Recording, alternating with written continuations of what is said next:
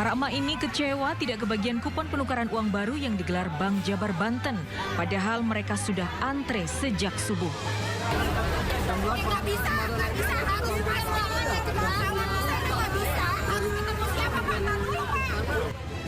Kericuhan dipicu saat antrean warga sejak pagi dihentikan sementara oleh petugas dengan alasan akan dilanjutkan jam 3 sore. Tapi sekitar jam 2 siang saat warga kembali ke lokasi penukaran, kupon ternyata telah habis dibagikan sejak jam 1 sebelum warga kembali ke lokasi. Bilang Bu, jam 3 ke sini. Fotonya kasih lihat orangnya. Jam 2 antri, nggak antri bagi. Orangnya ini yang ngasih. Itu udah dibagi. Daripada kecewa lah. Bolak-balik kan.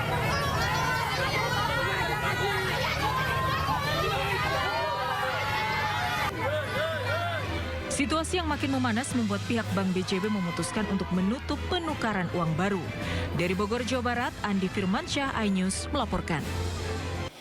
Tersangka fitnah ijazah palsu Rismon Sianipar hari ini mendatangi kantor Wakil Presiden Gibran Rakabuming Raka. Rismon tiba sekitar pukul 9:56 waktu Indonesia Barat. Ya, saat ditanya awak media, Rismon hanya berkelakar mengunjungi Wapres Gibran untuk silaturahmi. Kemudian Rismon langsung menuju ruang pertemuan dengan Wapres Gibran. Sementara pertemuan digelar tertutup. Usai pertemuan, keduanya langsung menemui awak media. Di saat pamitan, Gibran juga memberikan parsel kepada Rismon. Saya siap untuk dicaci, dimaki, dijadikan pengkhianat. Yang penting saya telah menemukan kebenaran itu dengan rekonstruksi, dengan uji coba yang sudah saya lakukan 3 bulan ini dan akan saya tuliskan dalam buku. Ya, bukan dengan cuap-cuap. Saya akan menuliskan 2026 semoga bisa selesai. Saya katakan tadi kepada Mas Wapres, ya, penebusan saya atas semua hiruk pikuk ini, baik disebabkan oleh saya maupun yang lain, itu akan saya tebus kepada keluarga Mas Wapres dan terutama. Melalui pesan singkat, Wakil Presiden Republik Indonesia Gibran Rakabuming Raka menanggapi permintaan maaf Rismon Sianipar. Gibran menghargai pernyataan dan sikap Rismon yang bersedia mengklarifikasi terkait hasil penelitiannya.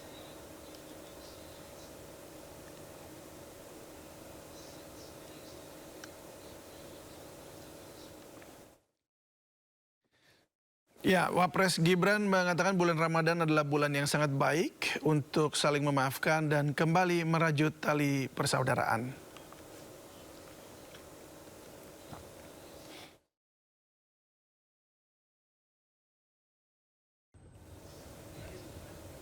Ya, sebelumnya Rismon mengunjungi kediaman Jokowi di Solo pada Kamis siang.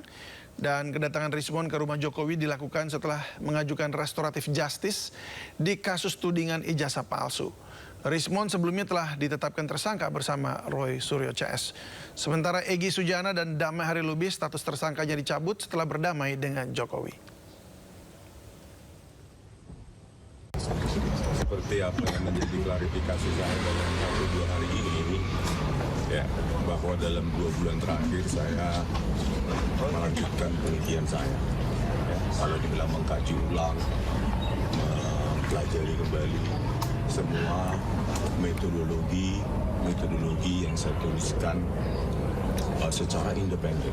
Ya. Jadi saya garis bawahi secara independen, metodologi itu saya tuliskan sekitar 480 halaman dari 200 halaman lebih di buku Jokowi White Paper. Nah, karena buku tersebut adalah tulisan yang independen, artinya tulisan kami antara Pak Roy dan kita tidak ada saling bergabung, tidak ada saling keterkaitan karena ditulis secara terpisah, baik secara biografi maupun analisa. Nah, terkait dengan itu, maka saya tentu tetap melanjutkan penelitian saya. Apa yang dilakukan Pak Roy dan Bu Tifa saya tidak tahu, ya, karena memang objek kajian saya berbeda.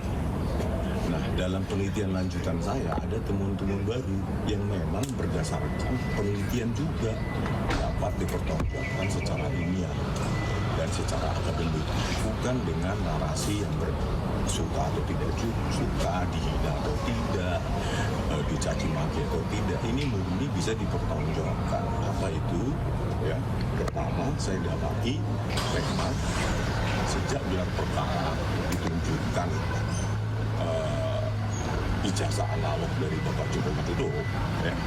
Terus saya kaji lagi apa yang saya amati di situ, bahwa ada emboss, ada watermarks, ya. Jadi emboss dan watermarks ini menjadi objek kajian saya, dan saya teliti memang tidak ada hologram.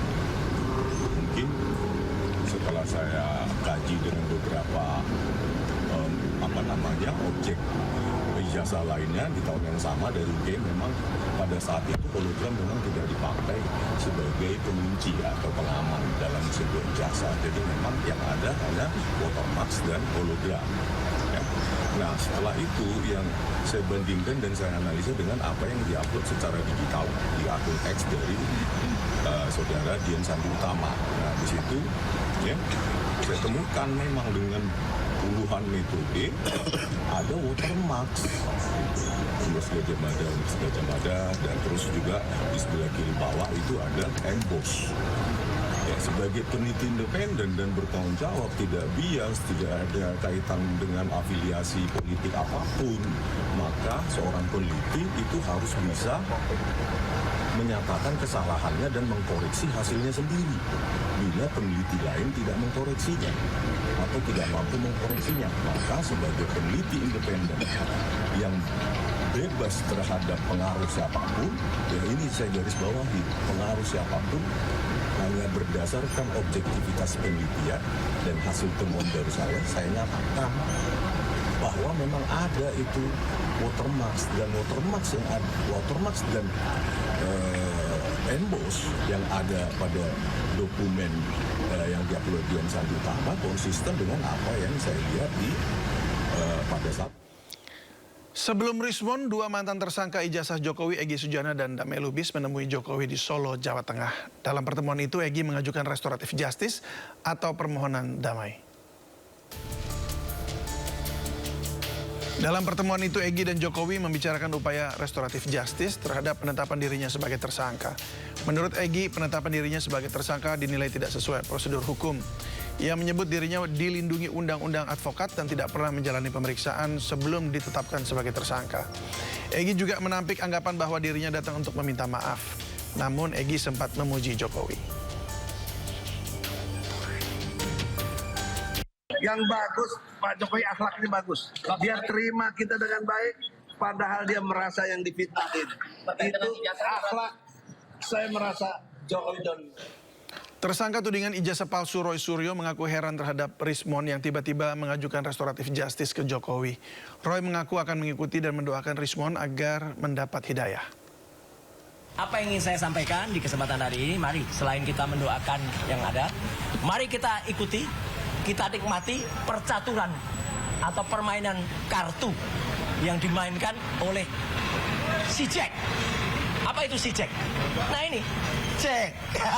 Wah. Ini si Jack. Ya. Ada Jacknya. Ada Jacknya. Ya ini Jack lo ya. Jack apa? Jack Sekop? Bukan Joker atau apa. Ini Jack. Ya, Jack. Dan Jack inilah yang termasuk salah satu yang diketemukan pada saat sidang CLS. Dan itu di Desa Ketoyan. Ada penelitiannya Bang Rismon juga, Bang Michael, Pak Janes juga ada di sana. Jadi ya itulah kenapa itu tiba-tiba bisa berubah dalam tempo mungkin hanya 1-2 hari aja. Tapi sekali lagi berikan hidayah. Ya, kita memohon kepada Allah Subhanahu wa taala semoga sahabatku Rismon diberikan. Sementara itu, di saat Rismon Sianipar menemui Jokowi di Solo, Jawa Tengah, Dr. Tifa mengunggah curhatan di laman Instagramnya. Dr. Tifa menulis mereka pernah berjuang bersama-sama buat memutihkan hitamnya sejarah bangsa ini. Dr. Tifauzia Tiasuma mengunggah fotonya bersama Rismon Sianipar dan Roy Suryo. Tifa menuliskan di caption, ketika kami bertiga masih memilih menjadi manusia yang seberani-beraninya. Ia juga menyebut perjuangan memang berat dan melelahkan. Tidak semua orang sanggup. Ia pun menulis pesan untuk Rismon Sianipar dengan kata-kata, bagaimanapun kita sudah pernah berjuang bersama-sama untuk memutihkan hitamnya sejarah bangsa ini.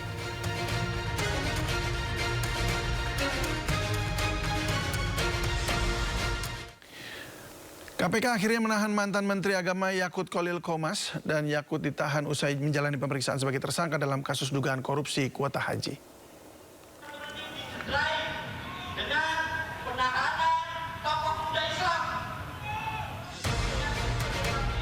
KPK akhirnya menahan mantan Menteri Agama Yakut Khalil Qomas. Yakut ditahan usai diperiksa sebagai tersangka dalam kasus korupsi kuota haji. Yakut kemudian dibawa dengan menggunakan mobil tahanan.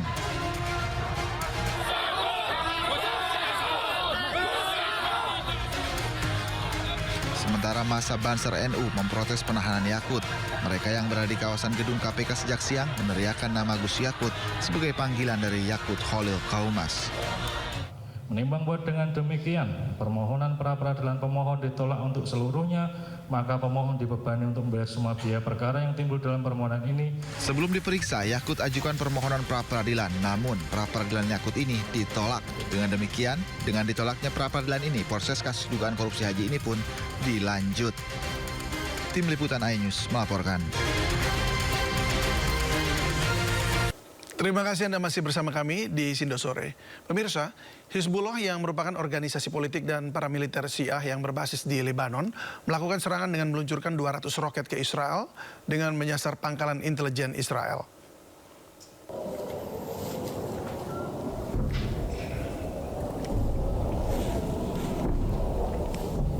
Serangan udara terlihat di langit Haifa, Israel pada malam hari. Serangan tersebut merupakan operasi Hizbullah yang melancarkan sebanyak 200 roket ke arah Israel. Pangkalan intelijen militer utama Israel menjadi target utama dalam operasi Hizbullah ini. Selain itu, serangan ini merupakan serangan terbesar Hizbullah terhadap Israel sejak pekan lalu.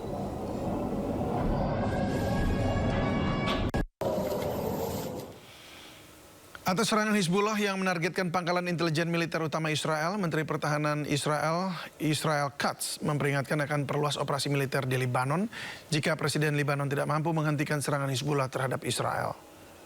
חיזבאללה שיגר אתמול מטחי ירי כבדים לעבר מדינת ישראל. צה"ל הגיב בעוצמה בדחיה ומול יעדים של חיזבאללה ברחבי לבנון.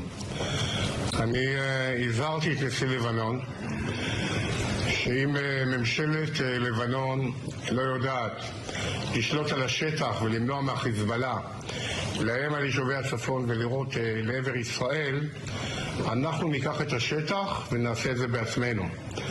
ראש הממשלה ואני הנחינו את צה"ל להיערך להרחבת פעילות צה"ל בלבנון ולהשבת השקט והביטחון ליישובי הצפון. אנחנו הבטחנו שקט וביטחון ליישובי הצפון. Serangan udara Israel menghantam rumah warga di Arkei, Lebanon. Sebanyak 8 orang termasuk wanita dan anak-anak dilaporkan tewas. Sementara 2 orang anak hilang setelah serangan tersebut.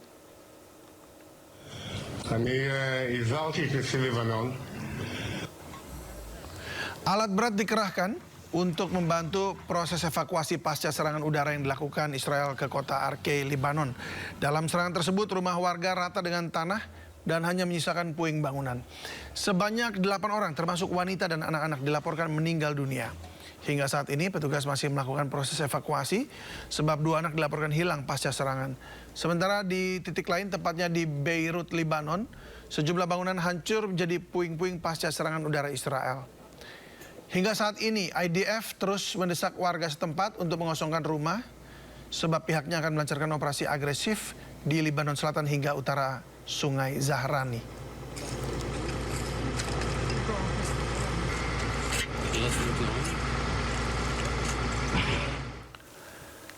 Iran merilis sebuah tayangan kapal tanker milik Amerika Serikat diserang di Teluk Persia pada Rabu malam. Sebanyak 2 kapal tanker minyak terbakar usai serangan rudal kamikaze milik Iran.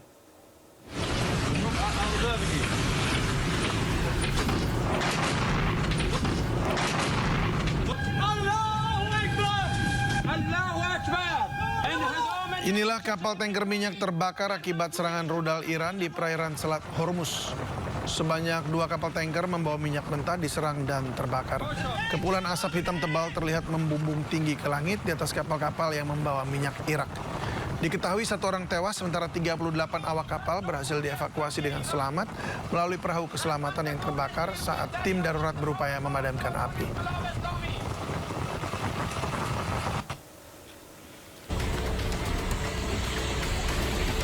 Tidak hanya kapal tanker milik Amerika Serikat yang diserang militer Iran, sebuah kapal kargo milik Thailand yang melintasi Selat Hormuz juga diserang oleh militer Iran. Sebanyak 3 awak kapal terombang-ambing di Selat Persia di perahu penyelamat menunggu pertolongan.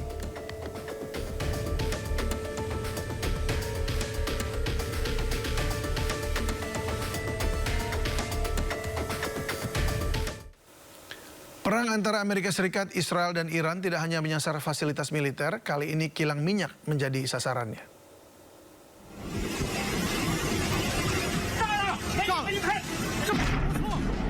Perang di Timur Tengah menyasar kilang hingga penyimpanan minyak sejumlah negara. Serangan terbaru menghantam tempat penyimpanan minyak di Oman. Api pun menyebar dengan cepat dan hingga kini masih dalam proses pemadaman. Iran pun membantah serangan ini. ضمن آنکه حادثه‌ای که در بندر سلاله کشور دوست همسایه و برادرمان عمان اتفاق افتاده است بسیار مشکوک به نظر می‌رسد.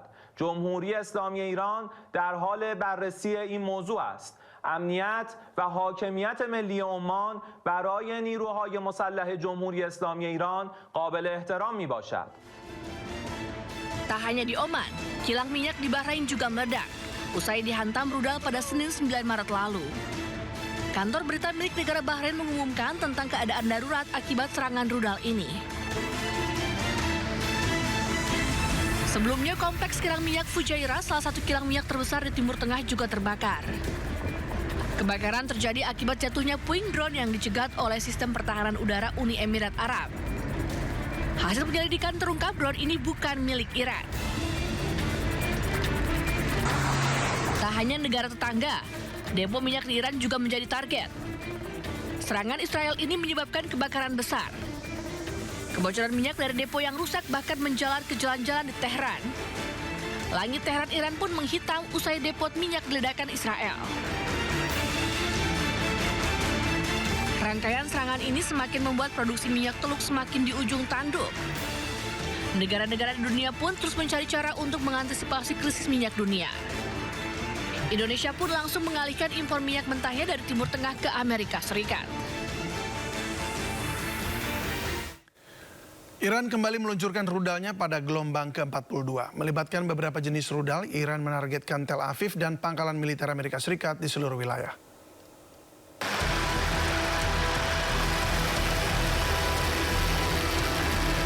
Korps Garda Revolusi Islam atau IRGC merilis rekaman yang menunjukkan apa yang mereka sebut dengan gelombang ke-42 peluncuran rudal balistik. Dengan meneriakan takbir, serangan yang merupakan bagian dari operasi True Promise 4 ini melibatkan beberapa jenis rudal, termasuk rudal Emad, rudal Qadar, rudal Kibar Sekan, dan rudal Fatah. IRGC mengumumkan bahwa rudal yang diluncurkan di tengah gelombang serangan baru tersebut menargetkan Tel Aviv serta pangkalan militer Amerika Serikat di seluruh wilayah. Dilakukan dengan slogan Labaik Ya Khamenei, serangan itu memperingati apa yang mereka sebut sebagai para martir perang Ramadan. Sementara itu, media Israel melaporkan bahwa ledakan besar terdengar di wilayah Tel Aviv Raya setelah sirine serangan udara berbunyi. Usai Amerika klaim perang akan segera berakhir, Iran justru dengan tegas mengatakan bahwa akhir perang ada di tangan Iran. Israel pun menanggapi berencana terus menyerang Iran hingga batas waktu yang tidak ditentukan.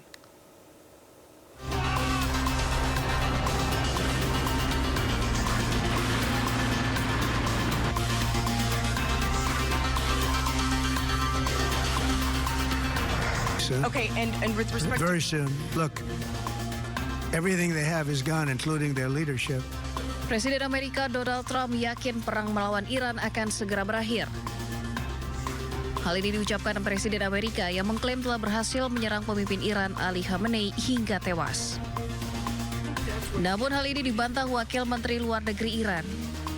Menurut Garibabadi, Iran saat ini lebih unggul dalam konflik yang terjadi di Timur Tengah. Ia menegaskan yang akan mengakhiri perang melawan Amerika dan Israel adalah Iran.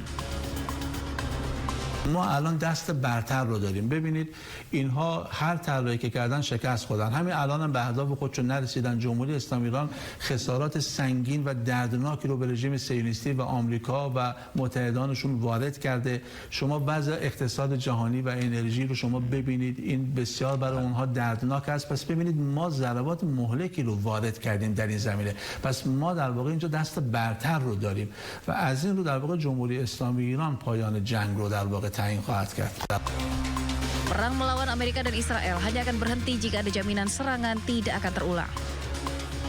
Iran pun menolak sejumlah permintaan gencatan senjata yang dilakukan beberapa negara termasuk China, Perancis, dan Rusia. Menanggapi keterangan Wakil Menteri Luar Negeri Iran, Menteri Pertahanan Israel akan melancarkan serangan ke Iran tanpa batas waktu. ארצות הברית, המבצע הזה יימשך ללא שום מגבלת זמן, ככל שיידרש עד שנשיג את כל היעדים ונכריע את המערכה. Operasi militer gabungan Amerika Israel terhadap Iran diluncurkan pada 28 Februari 2026. Teheran menanggapi serangan itu dengan serangan rudal dan pesawat tak berawak yang menargetkan fasilitas Amerika dan Israel di seluruh wilayah. Amerika Serikat merilis rekaman serangan udara yang diklaim menargetkan pesawat militer Iran. Presiden Amerika Serikat Donald Trump pun mengklaim telah memenangkan perang atas Iran.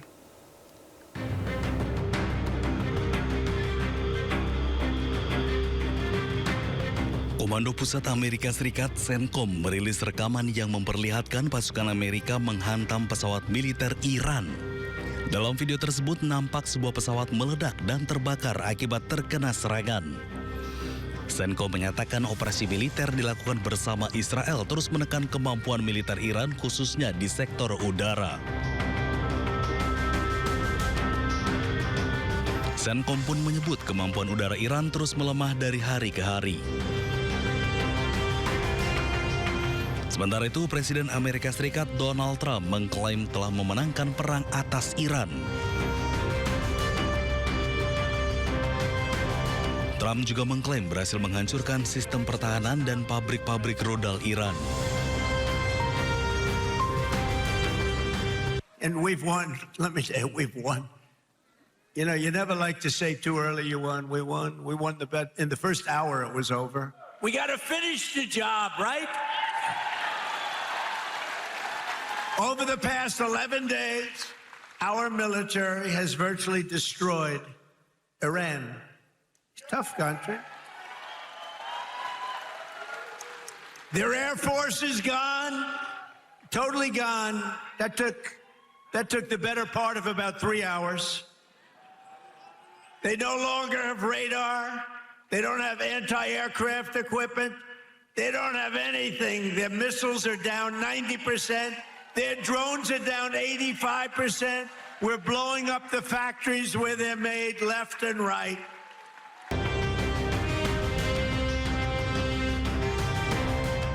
Sebelumnya, CENTCOM juga merilis rekaman menunjukkan pasukannya menyerang kendaraan dan amunisi militer Iran seiring berlanjutnya operasi gabungan dengan Israel melawan Teheran.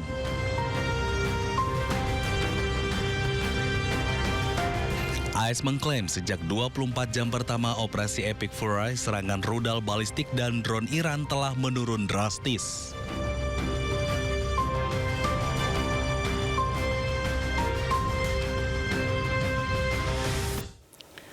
Konvoi kendaraan militer Amerika Serikat dilaporkan bergerak dari Irak menuju pangkalan di timur Laut Suriah di tengah meningkatnya ketegangan kawasan menyusul konflik dengan Iran.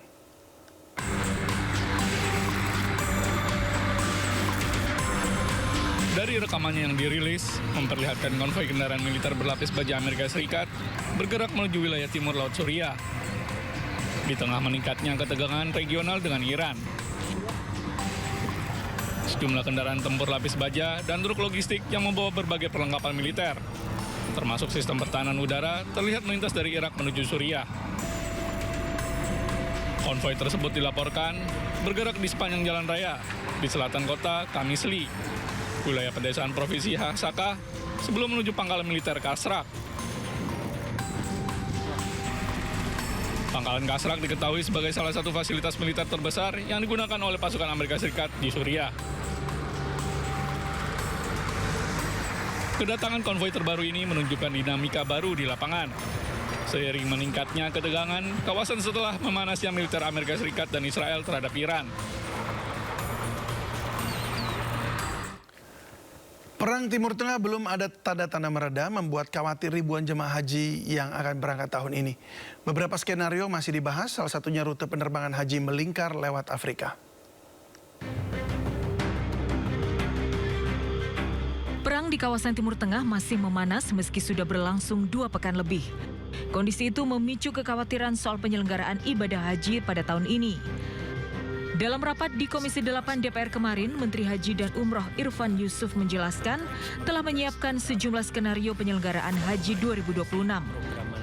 Pertama, keberangkatan jemaah tetap dilakukan dengan penyesuaian rute penerbangan menjauhi wilayah rawan konflik di Iran, Suriah, Israel, Uni Emirat Arab, dan Qatar. Sebagai alternatif, penerbangan dialihkan memutar ke jalur selatan melalui ruang udara Afrika Timur. Rute baru tersebut memerlukan koordinasi dengan otoritas penerbangan di Arab Saudi dan juga sejumlah negara di Afrika yang akan dilintasi pesawat jemaah Indonesia. Sementara itu, skema kedua, pemerintah dapat mempertimbangkan penundaan keberangkatan haji tahun ini jika situasi keamanan di Timur Tengah memburuk.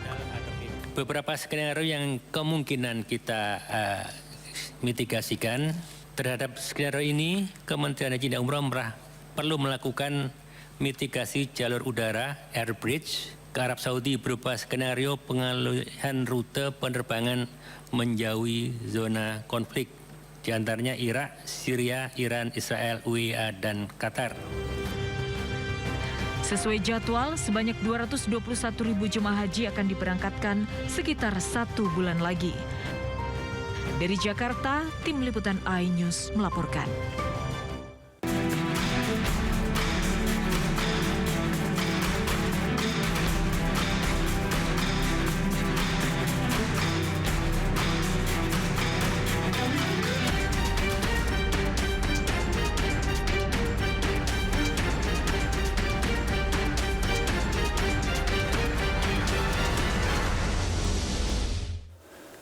Pemerintah resmi membuka posko nasional sektor SDM periode Ramadan dan Idul Fitri 2026. Pemerintah menjamin kondisi stok energi khususnya BBM, LPG, gas hingga pasokan listrik aman dengan ketahanan stok mencapai 17 hingga 23 hari.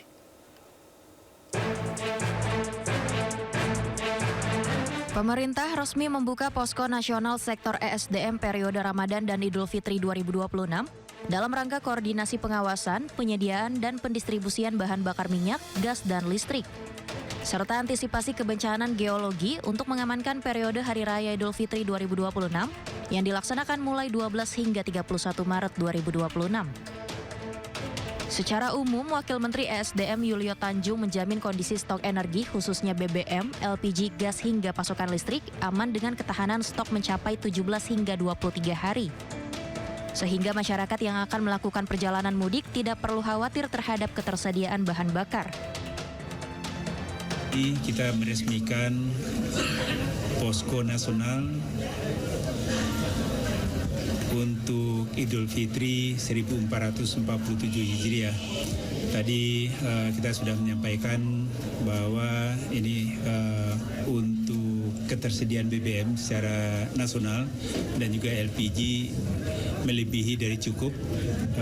Secara ekosistem untuk ketersediaan BBM itu adalah lebih kurang 30 hari. Proyeksi kebutuhan BBM selama periode posko ini diperkirakan BBM jenis gasolin naik sekitar 12% dibandingkan periode normal, sedangkan gas oil turun sekitar 14,5%. Adapun aftur diperkirakan naik 2,8% dan kerosen naik 4,2% dibandingkan realisasi normal. Jakarta, Ade Firmansyah, IDX Channel. PT PLN memastikan pasokan energi primer untuk pembangkit listrik dalam kondisi aman hingga Idul Fitri. Stok energi gas bumi dan bahan bakar minyak untuk membangkit PLN berada di atas 9 hari operasi, sementara ketahanan batu bara untuk PLTU berada di atas 19 hari operasi. PT PLN memastikan pasokan energi primer untuk pembangkit listrik dalam kondisi aman hingga Idul Fitri. Menurut Direktur Utama PT PLN Darmawan Prasojo, stok energi gas bumi dan bahan bakar minyak untuk pembangkit PLN berada di atas 9 hari operasi atau HOP, sementara ketahanan batu bara untuk PLTU berada di atas 19 HOP. Tak hanya itu, PLN juga memastikan sudah melakukan perawatan atau maintenance pada infrastruktur ketenaga listrikan sejak beberapa waktu lalu, baik untuk gardu induk, pembangkit hingga transmisi. Ucapan terima kasih atas saran dari pemerintah untuk meningkatkan ketahanan energi dalam rangka Ramadan dan Idul Fitri 2026 ini. Kami melaporkan bahwa maintenance dari pembangkit sudah dilakukan jauh-jauh hari, sesuai dari Pak Menteri, kemudian juga gardu induk, transmisi, kami menyiagakan juga posko semuanya. Kemudian untuk persediaan energi primer untuk gas di atas dari 9 hari, BBM di atas 9 hari, kemudian juga batu bara secara average di atas 19 hari operasi. Jadi kondisi saat ini dalam kondisi aman. PLN memprediksi pada masa mudik lebaran tahun ini akan ada peningkatan pengguna mobil listrik 1,6 kali lebih banyak dibandingkan lebaran tahun lalu yang mencapai 19.852 unit. Untuk mendukung masyarakat pengguna kendaraan listrik, PLN mengganti slow charging menjadi ultra fast charging. Jakarta, Ade Firmansyah, IDX Channel. Komisi 5 DPR RI menyoroti tingginya harga tiket pesawat saat mudik lebaran. Ketua Komisi 5 DPR RI Lazarus menilai adanya anomali harga tiket pesawat setiap musim mudik lebaran, di mana penerbangan domestik jauh lebih mahal dibanding ke luar negeri. Lazarus menilai tingginya harga tiket pesawat dipicu oleh pajak aftur, bea masuk suku cadang pesawat yang tinggi, serta status tiket pesawat yang masih dianggap sebagai barang mewah. Pihaknya mendorong Kementerian Keuangan untuk segera duduk bersama dengan kementerian dan lembaga terkait guna mengurangi penerimaan negara di sektor tersebut demi menurunkan harga tiket.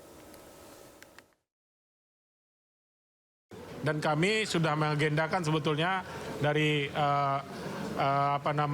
Nataru kemarin untuk rapat bersama antara Komisi 11, Komisi 5, Kementerian Keuangan dan Kementerian Perhubungan. Tapi sampai sekarang belum bisa terlaksana karena kendala-kendala teknis terkait dengan koordinasi. Tapi ini masih kita koordinasikan dengan pemerintah. Pertanyaannya, bisa nggak sih harga tiket diturunkan? Bisa, kalau pemerintah mau mengurangi penerimaan dari sektor ini. Selama pemerintah tidak mau mengurangi penerimaan dari sektor yang saya sebutkan tadi, jangan harap. PT Asuransi Jasa Indonesia Persero berencana akan mengeluarkan asuransi mudik dengan premi Rp10.000. Jumlah masyarakat yang menggunakan asuransi mudik Jasindo pada tahun ini ditargetkan meningkat 2% dibanding pencapaian pengguna asuransi Jasindo pada Lebaran tahun lalu. Guna memberikan perlindungan kepada masyarakat yang melakukan perjalanan mudik, BUMN yang bergerak di bidang asuransi seperti PT Asuransi Jasa Indonesia Persero berencana akan mengeluarkan asuransi mudik dengan premi Rp10.000. Sekretaris Perusahaan PT Asuransi Jasindo, Brilian Gema Widiana, mengatakan hadirnya asuransi mudik di Jasindo ini akan membuat masyarakat mulai peduli terhadap asuransi. Hal ini sejalan dengan arahan dari pemerintah dan juga otoritas jasa keuangan. Brilian menargetkan jumlah masyarakat yang menggunakan asuransi mudik Jasindo pada tahun ini meningkat 2% dibandingkan capaian pengguna asuransi Jasindo pada Lebaran tahun lalu. Ada perbedaan. Perbedaannya adalah karena pemudik ini pasti kan tahun ke tahun bertambah. Ya. Kalau masalah angkanya itu saya pun pakai persen aja ya. Itu dari tahun lalu meningkat minimal setidak-tidaknya 5%. Kenapa sih? Karena kita nggak terlalu tujuannya gini, kita mengenalkan asuransi yang semakin simpel, semakin mudah dipakai atau dipergunakan oleh konsumen atau khalayak itu.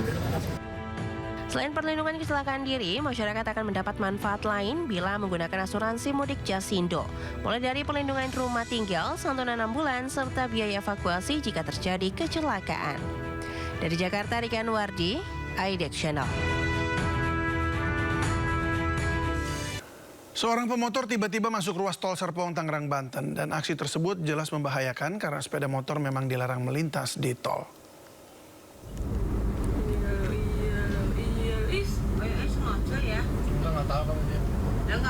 Seorang pengendara mobil merekam aksi kejar-kejaran pemotor dengan mobil dinas jasa marga. Dalam video yang viral, motor melaju di jalan tol tanpa plat nomor. Aksi pemotor membahayakan karena sepeda motor memang dilarang melintas di jalan tol. Belum diketahui apakah petugas berhasil mengamankan pemotor tersebut.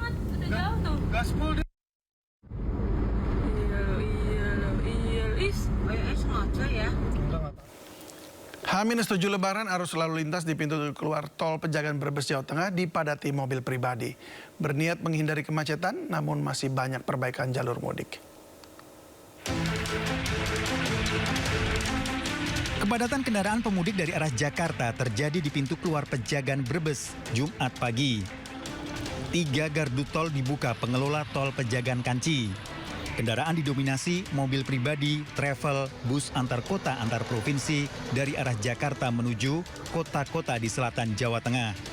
Pemudik mengaku mudik lebih awal untuk menghindari kemacetan, namun jalan tol masih banyak perbaikan. Jalannya masih perbaikan, nabrak ya. Berarti kalau di jalan masih belum sempurna gitu ya? Belum. Di luar jalan tol, pemudik harus bertemu buruh pabrik dan warga yang masih beraktivitas. Tetap waspada. Dari Brebes, Jawa Tengah, Unibar iNews melaporkan. Jelang Lebaran, stasiun Cirebon, Jawa Barat mulai dipadati ribuan pemudik. Sejumlah pemudik memilih mudik lebih awal agar dapat berkumpul bersama keluarga lebih lama.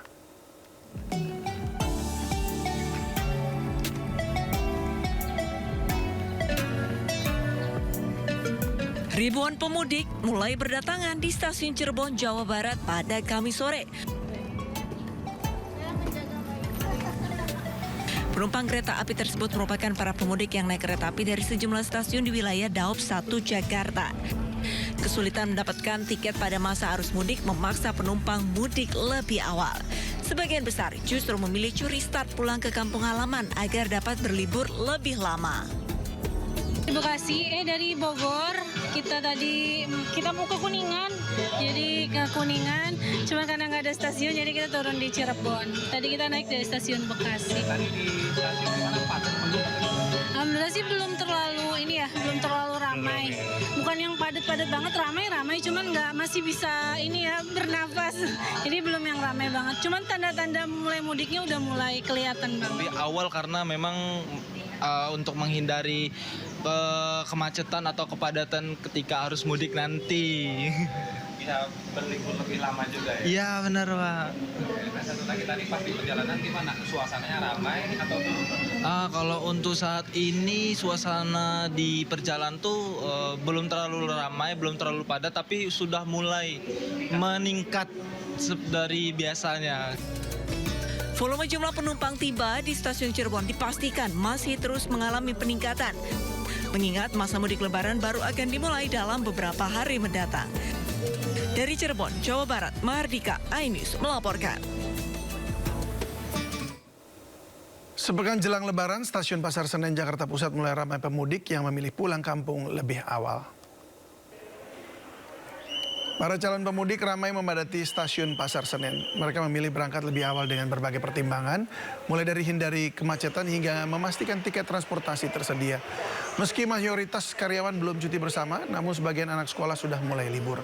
Mudik kereta ke sejumlah kota di Jawa Tengah dan Jawa Timur diprediksi akan terus meningkat mulai akhir pekan besok hingga sehari sebelum Lebaran.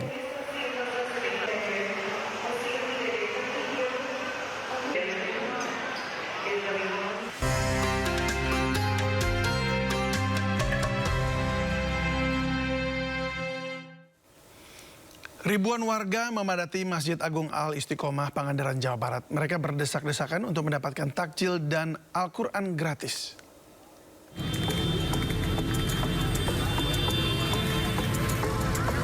Suasana pembagian takjil di Masjid Agung Al-Istiqomah terlihat sangat padat. Warga mengantre panjang dari dalam masjid hingga ke halaman luar. Emak-emak terlihat paling dominan dalam antrean. Sejumlah warga bahkan datang sambil menggendong anak demi mendapatkan takjil dan mushaf Al-Quran.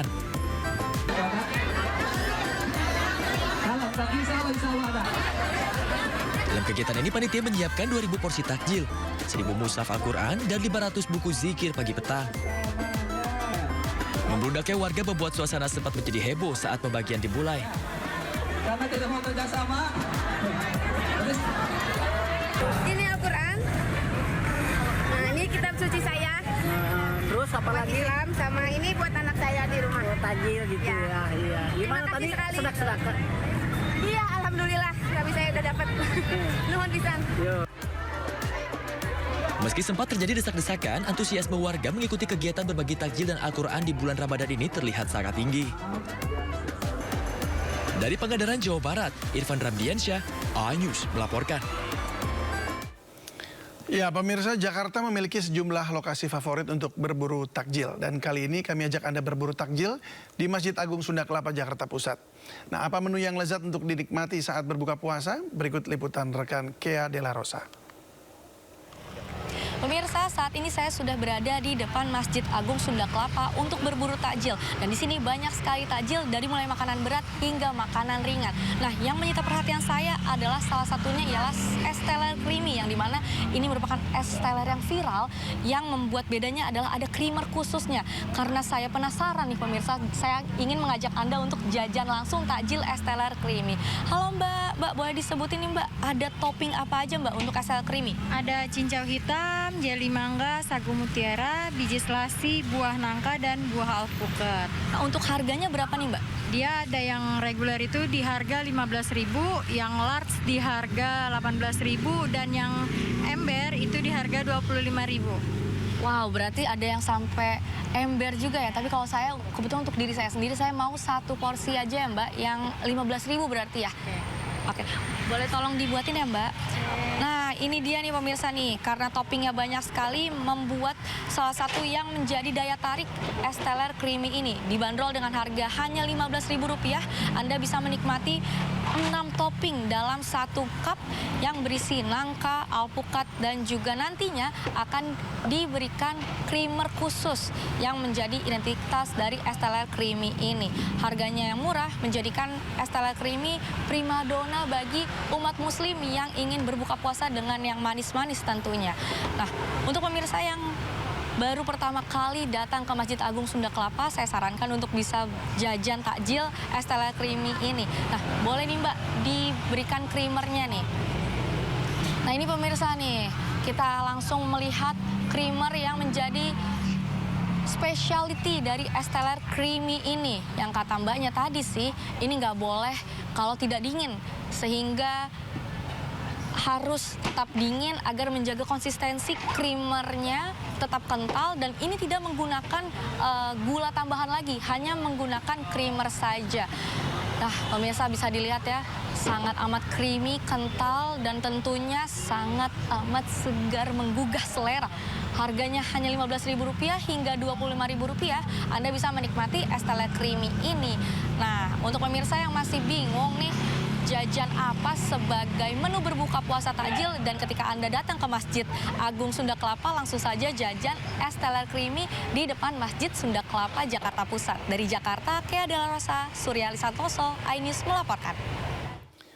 Kini kami ajak Anda berburu takjil di kawasan Kebon Sirih, Jakarta Pusat. Kita bergabung dengan rekan Naura Syafika. Naura, apa rekomendasi menu berbuka puasa kali ini?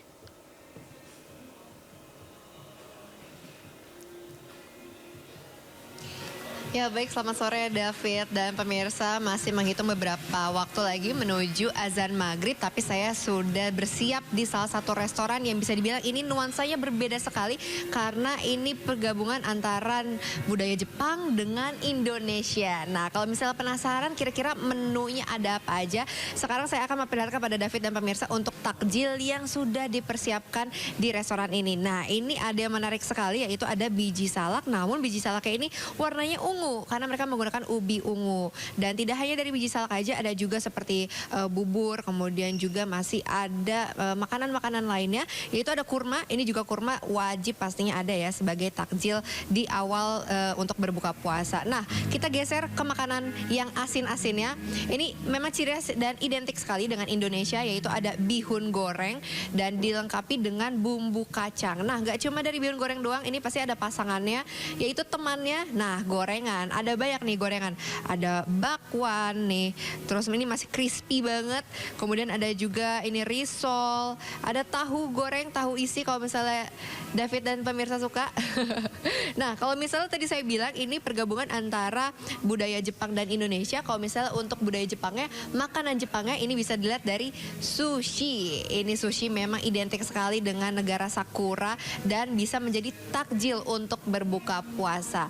Nah, kalau misalnya nanti sudah selesai untuk makanan dari asin-asinnya, ada makanan manisnya lagi, yaitu ada puding coklat. Nah, puding coklatnya ini sudah ada fly-nya juga. Ini bisa dinikmati juga untuk nanti takjil berbuka puasa.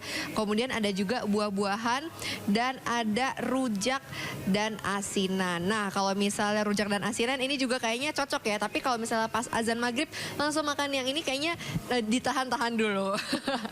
Nah, ini memang nantinya akan bisa dinikmati untuk seluruh pengunjung yang ada di restoran Wasabe yang ada di Kebon Siri, Jakarta Pusat ini. Dan pastinya nggak cuma dari takjil doang, nanti masih ada pilihan makanan main course lainnya yang pastinya ini identik juga dengan budaya Jepang seperti makanan-makanan dari Jepang nantinya akan bisa saya nikmati. Tapi kita harus menunggu dulu untuk azan maghrib. Jadi nanti saya mau coba ambil dulu beberapa makanan untuk takjil berbuka puasa. Sementara itu David kembali ke studio. Ya baik, karena dekat saya nyusul aja ke situ nanti. Terima kasih Naura Syafika melaporkan langsung dari Kebon Siri, Jakarta Pusat. Selamat bertugas kembali.